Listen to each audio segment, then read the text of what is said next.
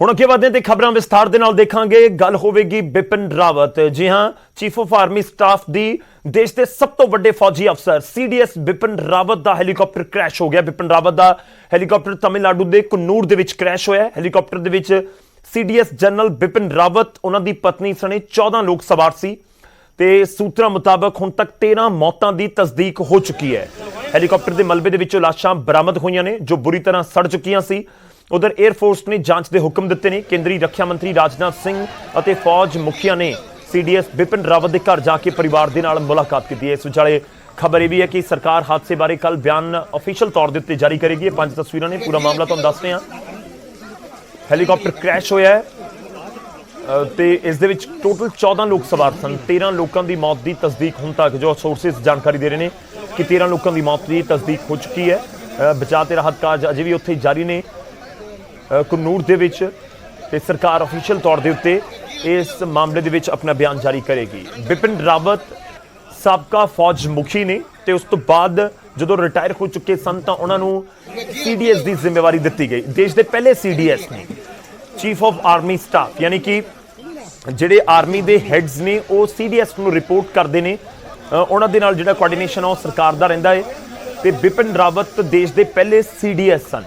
CDS ने ते इस हैलीकाप्टर दे विच सवार सी ओह ते ऑफिशियल तौर दे उत्ते इस पूरे हादसे दे उत्ते बिपिन रावत दे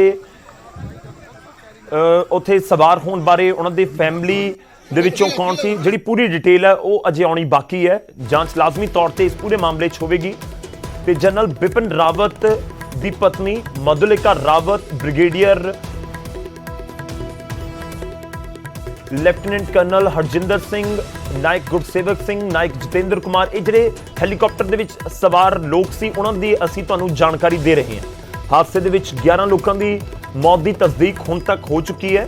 ਸੋਰਸਿਸ ਇਹ ਵੀ ਜਾਣਕਾਰੀ ਦੇ ਰਹੇ ਨੇ ਕਿ 13 ਤੱਕ ਇਹ ਗਿਣਤੀ ਫਿਲਹਾਲ ਪਹੁੰਚ ਚੁੱਕੀ ਹੈ। ਨਾ ਕਿ ਕਨਫਰਮ ਅਜੇ ਤੱਕ ਨਹੀਂ ਕੀਤਾ ਗਿਆ। 11 ਲੋਕਾਂ ਦੀਆਂ ਲਾਸ਼ਾਂ ਬਰਾਮਦ ਹੋਈਆਂ ਨੇ, ਇਹ ਜ਼ਰੂਰ ਕਨਫਰਮ ਕਰ ਦਿੱਤਾ ਗਿਆ ਹੈ।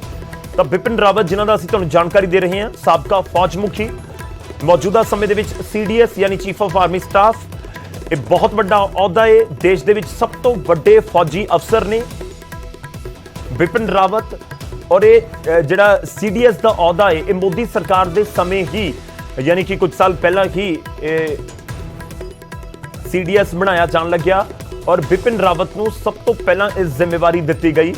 उन्होंने सीडीएस के तौर के उत्ते फौज के नाल जोड़ी रखा गया तो सीडीएस के अहुदे के उत्ते बिठाया गया। खैर उन्होंने हैलीकाप्टर क्रैश होया है। जांच लाजमी तौर पर होगी कि आखिर इस पिछे वजह की है, पर general Bipin Rawat, CDS general Bipin Rawat का हैलीकाप्टर क्रैश होया है। टोटल 14 लोग इस हैलीकाप्टर के सवार सन। कुछ परिवार के मैंबर भी सी बिपिन रावत के, उन्होंने पत्नी भी इस हैलीकाप्टर के सवार सी। तो इस दे नाल तुहानूं भी दस दईए कि कुछ जिहड़े होर आर्मी स्टाफ के लोग सन, कुछ अफसर भी इस हैलीकाप्टर के सवार सी। जो जानकारी मिल रही है कि 14 लोग सवार सी इस हैलीकाप्टर दे विच जो कुन्नूर दे विच हादसे का शिकार होया है। हादसे की वजह की है, आखिर क्यों इन्ना दर्दनाक भयानक हादसा वापरिया, पर हुण तक की अपडेट तुहानूं दे दईए कि देश के रक्षा मंत्री राजनाथ सिंह सीडीएस बिपिन रावत के घर जाके मुलाकात करके आए ने परिवारक मैंबरां दे नाल। उत्थे फौज मुखी भी बिपिन रावत के घर पहुंचे परिवार के नाल मुलाकात करने के लिए। तो एक बड़ी खबर इस समय बिपिन रावत नूं लैके जनरल बिपिन रावत का हैलीकाप्टर क्रैश होया है तमिलनाडु के कनौर विच।